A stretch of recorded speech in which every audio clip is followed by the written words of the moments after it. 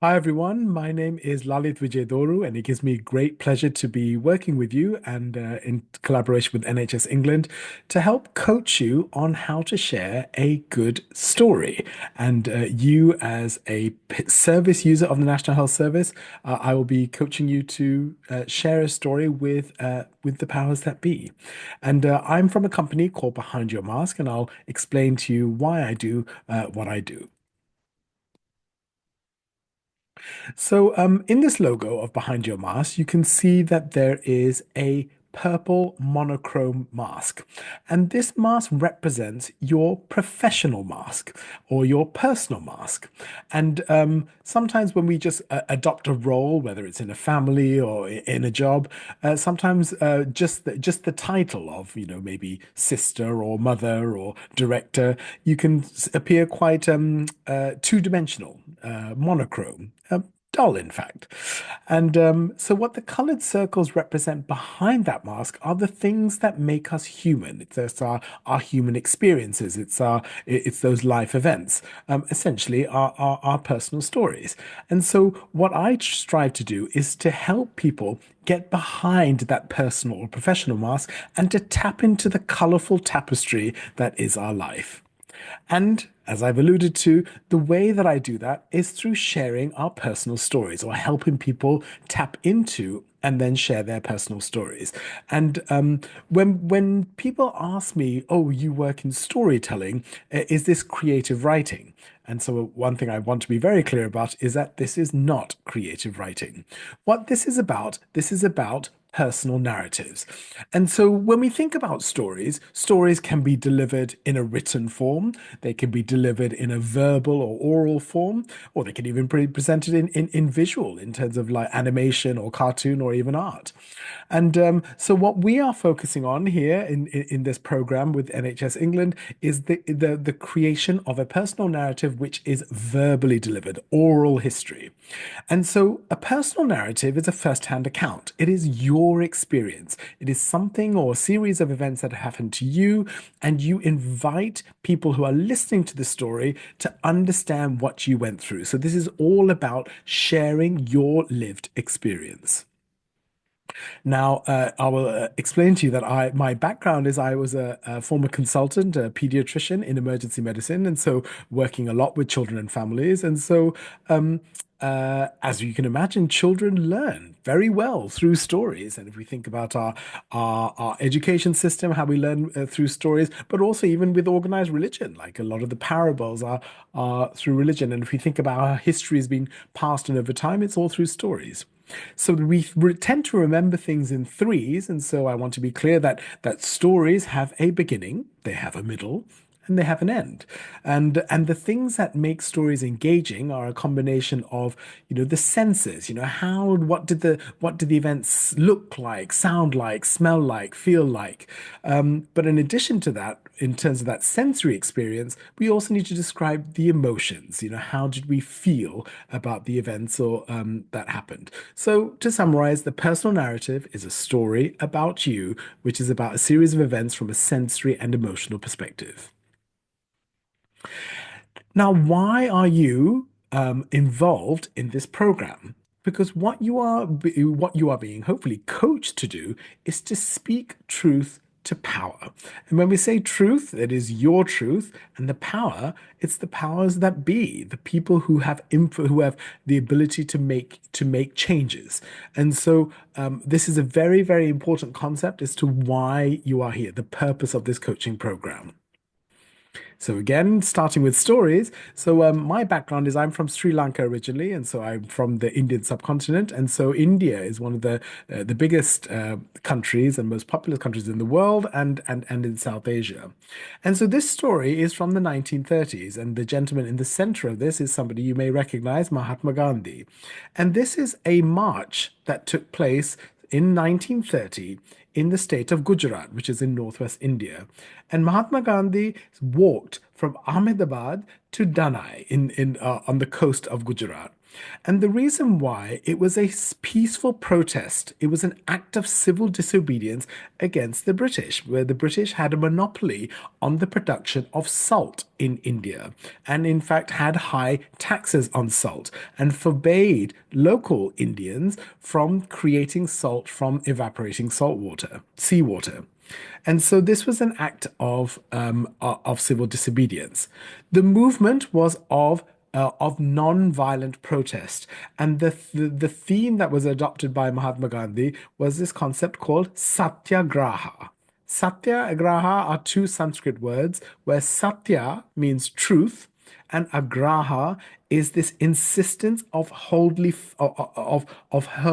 firmly to something, so almost a force. So satyagraha in its entirety is the force of truth. And so it's this power of truth that Mahatma Gandhi was very much advocating for. And so this is something that aligns very much to my values. I feel behind your mask is the revealing of truth. If we wear masks to conceal, but we also wear masks to protect. And sometimes we feel that we shield each other from the truth, but we also conceal the truth. So as somebody who's passionate about amplifying minority voices, it's important that we tap into what is your truth. And with that truth comes a great force. It is the power. And when Mahatma Gandhi reached that coastal area in Danai in West Gujarat, he said that this with this water and with this salt, I will shake the I will shake the foundations of the British Empire. And so with this peaceful, non-violent protest, it was a force to make change, which ultimately led to the independence of India. So, speaking truth to power, what does this mean? This requires and this demands a degree of bravery. And as somebody who loves stories and loves words, I just want to give you some background to this word of courage. Now, a US thought leader, Brene Brown, speaks quite extensively about the word courage. And if you look at the European languages, including French and Italian and Spanish, their words for heart often involve the letters C, O, and R. In French, heart is cœur. In Italian, it is cuore. And in Spanish, it is corazón. But heart in English is heart. But the word that it has COR in it is courage. And so in medieval English, the word courage was related to the bravery of speaking one's heart. And if we think about Richard the First, Lionheart, that we think that lions are brave. If we think of William Wallace, Braveheart, these are all associated with bravery. But it's the bravery of tapping into your heart. It's tapping into your authenticity, which can also include your vulnerability.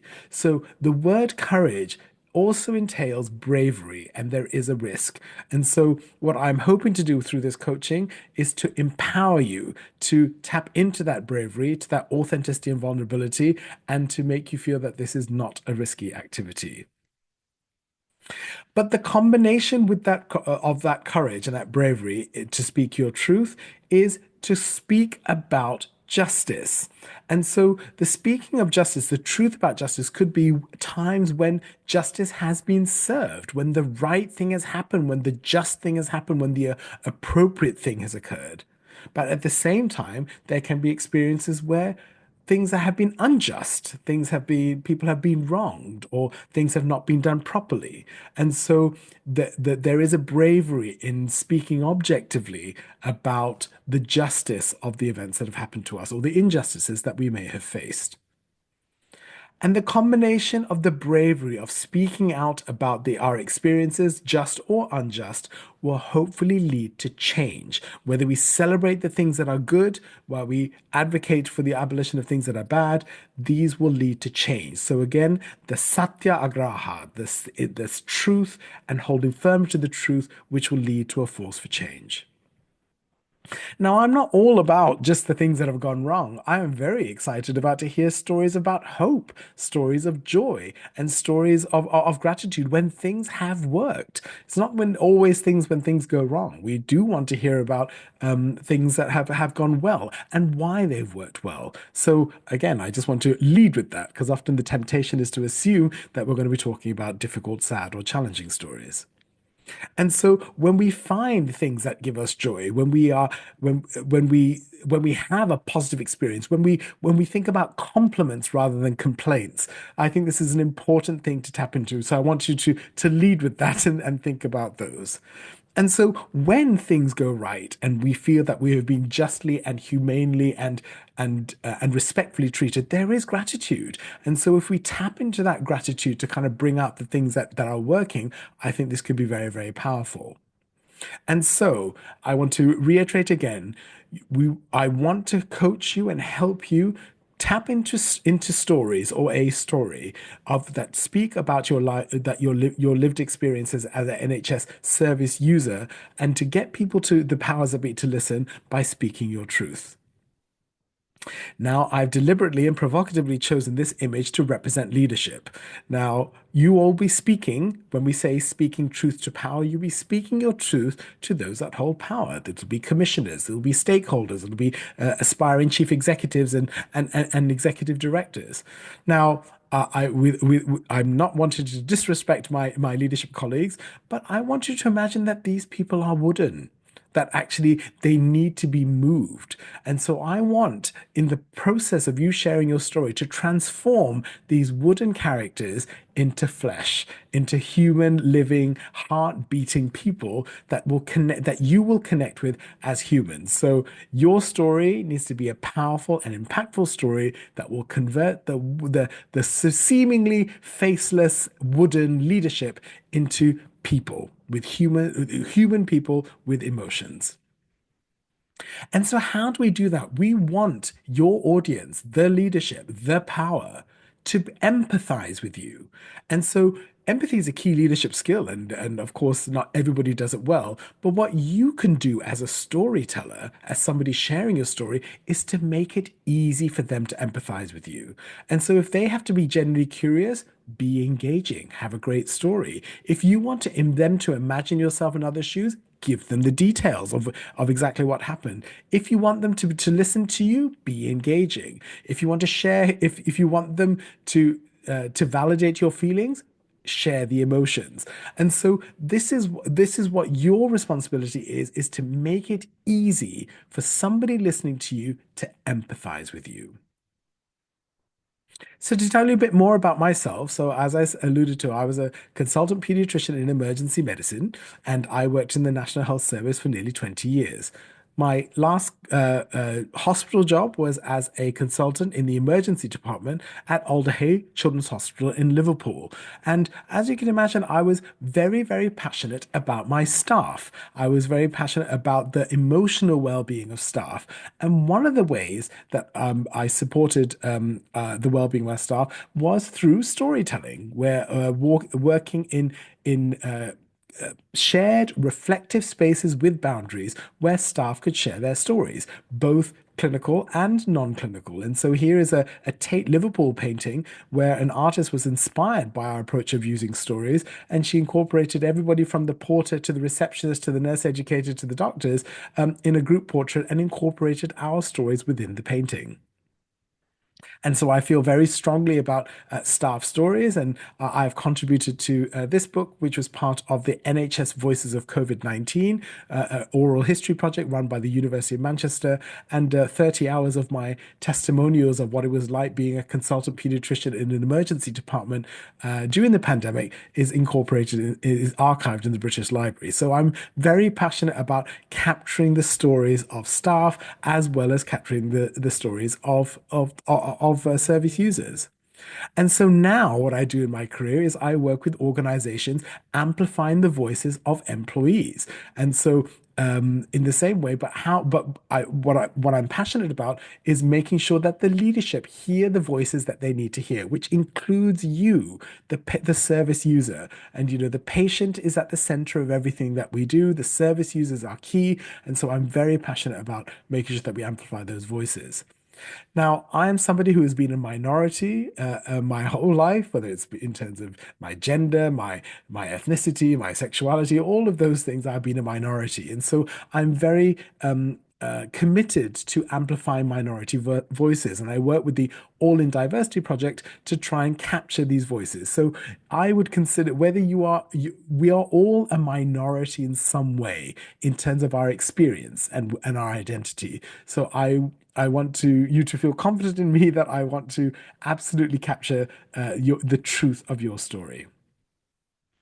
Ultimately, the stories that you are going to be crafting and the stories that you're going to be sharing, they need to connect. So this whole concept of empathy, how will the listening audience, the powers that be, empathize with what you're saying? You need to connect with them, but not as wooden structures, but as human beings. And so this is what something that I really want to instill in you is to capture the human emotions of the stories.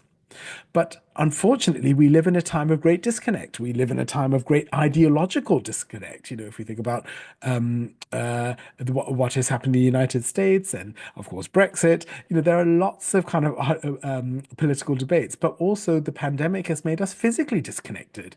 And so we need to think about how, through our words as well as our actions, that we can connect with one another as humans. And so this is why our stories are important. And I truly believe that stories are beautiful. I think that stories are magical, as you can tell by this picture. But I think that stories are powerful. I believe that stories have the power to engage, to educate, to inspire. But the power I like most of all is the power of stories to connect. And so it's when we connect as human beings, that's when we can collaborate and actually start to heal for those wounds that we have. So I want you to think of yourselves as the bridges, that you are the bridge between the higher echelons of leadership and and the people who use it, who people who use the service. And so you have an amazing platform. And so I want you to not underestimate the gravitas that you have being a patient storyteller. We want to listen to you, and you will have through your story, have the capacity to build bridges, to connect, and to make change. And so speaking truth to power will lead to change. And so I want you to believe it. But in order to make this change, these stories need to be powerful, impactful, and connect as humans. So you are the patient. And so this is very much about your experience as a service user. And so I am conscious that you could approach this from lots of different ways. You as a primary patient user, that you are a patient, that can be one way. Another viewpoint that you may have, that you may be an advocate for somebody else's healthcare experience. So you may be a parent of somebody who cannot speak for themselves. You may be the carer for somebody who is more vulnerable, so such as an elderly parent or elderly relative. Or you could be an advocate for a partner, a friend, or a spouse. So whatever the way that you use or access the health service, we are very interested in tapping into your truth so you can speak to power, whether you are an advocate, whether you are a patient advocate, whether you are a supporter, or whether you are a patient yourself. And so again, this is just an illustration about advocacy. And so there may be more professional patient advocates amongst you as storytellers. But again, I just absolutely want to be able to capture your true lived experiences, your emotions, and of course your thoughts. So one way to tap into what sort of story do you want to share is, of course, maybe start with the positive, is to think about compliments. Think about positive experiences that you've had as a service user or as an advocate or a loved one that you've seen. So maybe just start thinking about your positive NHS experiences. Of course, on the other side, you may also want to think about an adverse patient experience or adverse patient journey, and you may not have already been involved in a complaint. And so maybe if you've been involved in a complaint or thinking of making a complaint, just finding a particular theme, and that's what I would like to work with you one to one, is to kind of distill it into what are the key aspects or the key themes involved in why you are complaining. In terms of themes, one of the common themes that we see in service user stories are processes. What has been the patient journey? What have been the infrastructure or the systems involved in this? So it's not just necessarily the patient care that you receive, it's the framework in which this care has been delivered. So you may want to think about systems or processes or frameworks or policies that may have affected your both positive and negative your NHS experience. A common area of discontent or of joy has been in terms of communication. So that could include communication of knowledge, it could include skills and understanding. So, yes, communication could be a really strong theme where communication has worked well or communication has not worked well. But communication, as we know, can range from anything from the spoken word to the written word to even digital. So it's important to think about all different forms of communication. So it's important to kind of bear an open mind of communication as a theme.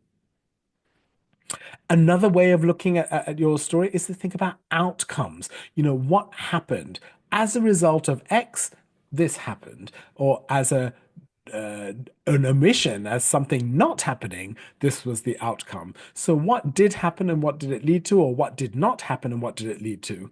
And so, thinking about outcomes, both good and bad, may be another way of thinking about themes for your story.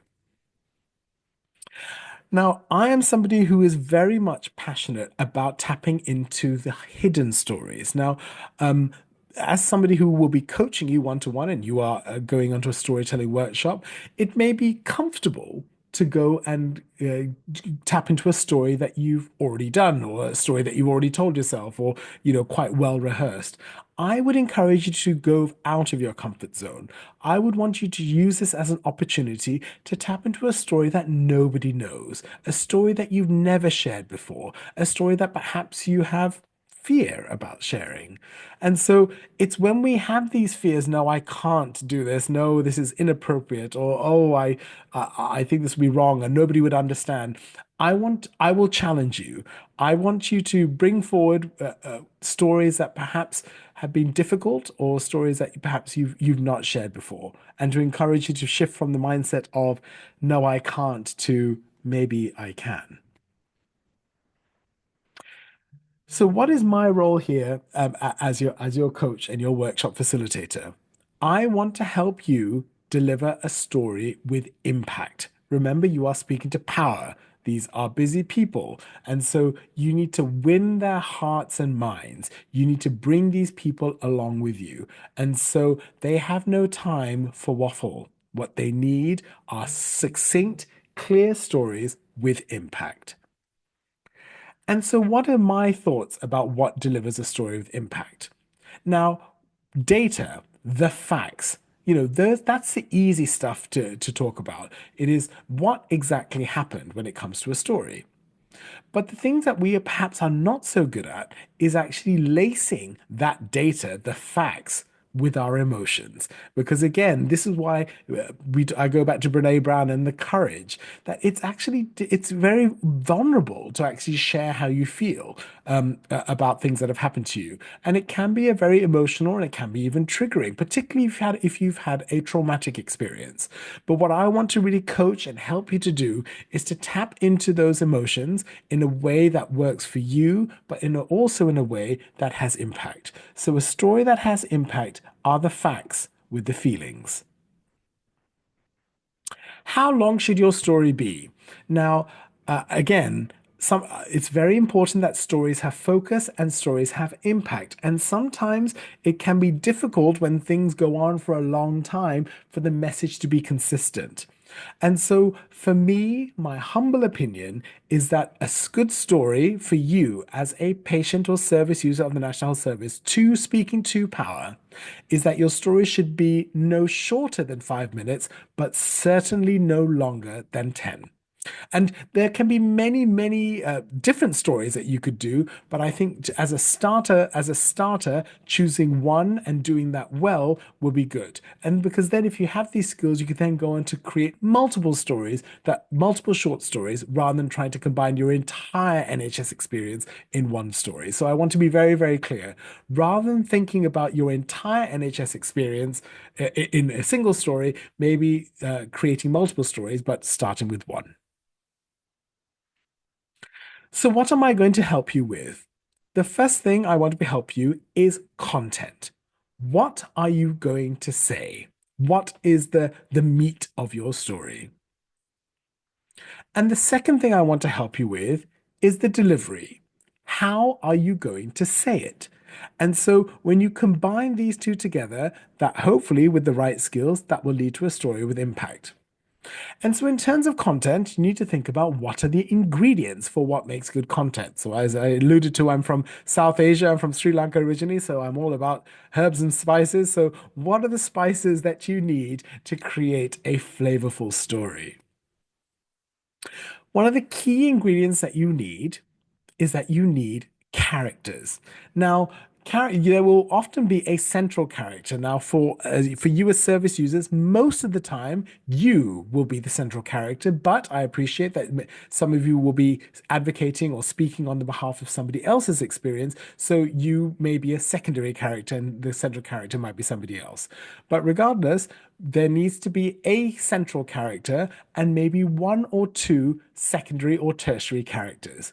It's important for short stories not to overpopulate your story with many characters, otherwise, the impact of the journey of the central character will be lost. So, it's important to think about central character and maybe one or two other secondary or tertiary characters, but the characters are important. And what happens to this character is very, very key. As I mentioned before, stories have a beginning, they have a middle, and they have an end, things in threes. At the beginning, we need to be introduced to the character. And by the time we reach the middle, and we get a feel for these characters, the character or characters need to face a crisis. There needs to be something in the middle of the story that happens that brings people in, like, oh, that's different, or that must have been challenging. And as a result of this crisis, these characters inevitably have to adapt some way, or not adapt, as the case may be. And then, as this happens, this leads to a change, and that the character is changed from when we started. And so that is what happens at the end. So a story needs to have a beginning where we introduce the character. The character needs to go through a series of events. The character in the middle faces a crisis, and then the character adapts and ends with having changed as a result of that crisis. And if you watch any film, even some music, any books or any soap operas, they tend to follow this type of story arc. But what makes your story? It's your reflection. It's what is the moral of this story? It's what you feel the learning is from this story. Because at the end of the day, you need to, your listeners need to depart thinking, well, what was the point of that? So all throughout your story that you need to have this kind of overall thing is, well, what is the point? What is the moral of the story? Why am I sharing this? So that is often good to share at the end, because that will give an ending with punch. So again, in terms of content, we need to have a central character with secondary or tertiary characters. These characters need to go through a arc where we meet, they face a crisis, and they change. And of course, what's the moral of the story and a personal message is key to making this personal. So, in order to help with the workshop and our one-to-one coaching, I would like you to do some short homework, and this is going to focus around character development. The homework is about you as a character. So we're imagining you are the central character. So even if you're talking about somebody else, I still would like you to do this exercise when it comes to you. I would like you to find somebody that you trust who knows you well to answer four questions about you. The first question is this: could they describe you physically? So, really give a physical description of who you are and what you are like. The second question is, how do you make them feel? In other words, what's your aura? What's your vibe? What's the energy that you give off, and how do they feel when you are around them? Question number three is sometimes seen as quite tricky. It's what is your relevance? What is your importance? Why are you here? What is your purpose? Why are you important to them, to society, to your work, to your family, and even the world? What is your purpose? What is your importance? And finally, I really enjoy this one. It's what are your stock phrases? What are your common catchphrases? What are the values or quotes that you live your life by? Sometimes we don't realize the things that we say. It's when people listen to us regularly that they realize you say this a lot. I'd ask you to think about what are your common phrases or expressions that you use. So it's important to think that, of course, that homework is very much about you, but remember, there are secondary and tertiary characters in your story. So again, you may want to apply the same four questions to the other characters that are in your story. And so if you think about them and you ask them yourselves the same characters, what they like physically, how do they make me feel, why are they important, or what are the things that they say commonly, that can also help you develop and help in the story crafting. So again, these characters need to have an introduction, they go through some things, they face a crisis, they adapt as a result, and they resolve. Beginning, middle, end. So, speaking of beginning, middles, and ends, you really need to grab people at the beginning. So, think creatively about how you can make an engaging start. Because remember, this is not a work conversation. Hello, my name is this, and I work in such and such. Be a bit creative. It's a story, and so if you think about films or books or things that you want people to keep reading or keep listening or keep watching, so how do you sustain their interest? And similarly, when it comes to the end, when we think about our reflections and the moral, you think about creative ways that you give it a punch, because people need to leave with the yes, yeah, I get it, I feel it. And so think about your beginning and think about your end, top and tail. And of course, the crisis. I'm not saying that you need to have high-end drama like with a high octane, car chase. But there needs to be some degree of tension. So a tension in the middle of your story that will help understand, that helps the audience empathize with the character and the journey that they're being on, and then also help understand the resolution and of course the learning or moral of the story. Sometimes is when you've decided on a theme or a series of events that you're going to do, it's important to maybe document the timeline. Now, when you present the story, you may not present the timeline in chronological or exact time order, but in terms of understanding the sequence or development of the character in terms of the story arc, it may be useful to kind of write from start to finish, almost on a line, like a chart saying, dates and times, and, this happened then, and this happened then, and this is a location. So, time and place, what happened when, and who were the characters. So just kind of document as a timeline. This is very important. It's the emotions. Remember, I keep banging on about it, and I make no apology, but in order to connect with your listeners, you need to share some emotions. And so think about when you got that timeline, okay, at such and such a time, these were the characters involved, and this happened. But how did those characters or how did I feel about it? And so this is a lovely wheel of emotion where you can kind of take a look and perhaps get some inspiration as to some good emotions to use. When it comes to delivery and presenting your story, like any good piece of music or art or film, it's going to be dynamic, as in it's not all going to be the same all the time. So sometimes it'll be loud, sometimes it'll be soft, sometimes it'll be slow, sometimes it'll be fast, and so you can change the intonation of your voice or up and down. And so that I'm not going to make you into Shakespearean actors or actresses, but try and kind of, as part of engaging your audience, it's important to think about your pace and how you deliver it. And this is the thing that people don't like it when I say, but I make no apology. In order to develop an impactful story, you've got to practice.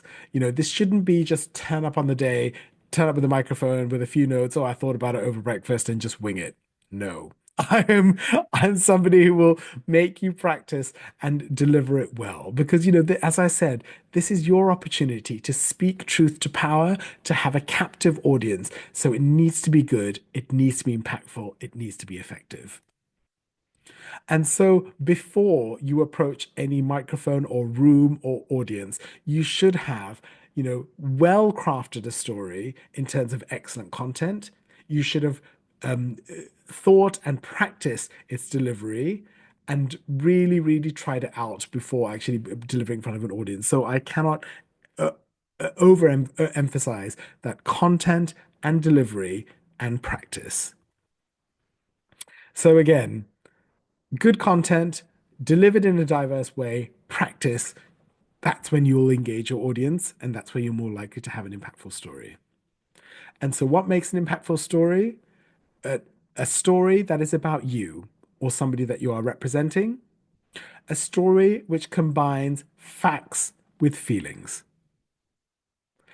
And with all of those, there needs to be an overriding personal message, a moral of the story that is clear, concise, and compelling. And if we do that and we have lots of little stories from different people across the service user network, that is what is going to lead to change. And so I go back to Mahatma Gandhi that in order to make change you wish to see in the world, you've got to be that change. And so speak truth to power, be courageous, call out, speak your truth, calling out both the justice as well as the injustice, because that is what is going to lead to change.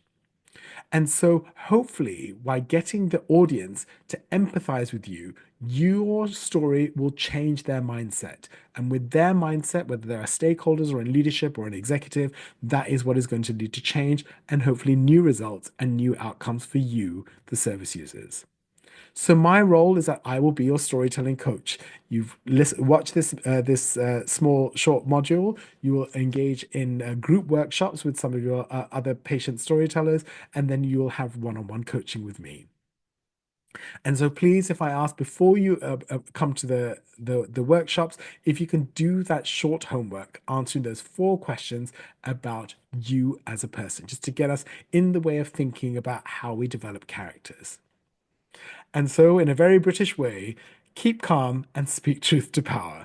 And the reason being is that we want you to be poised, we want you to be authentic, and speaking an impactful story is what we're here to do. And when you speak with conviction, with an engaging story, and people who are interested, that's what then all of this will be worthwhile. And so my name is Lalit Vijayadoru, and so my email address is here. I very much look forward to working with you. So my request again, please do your homework with those 4 questions about you as a character.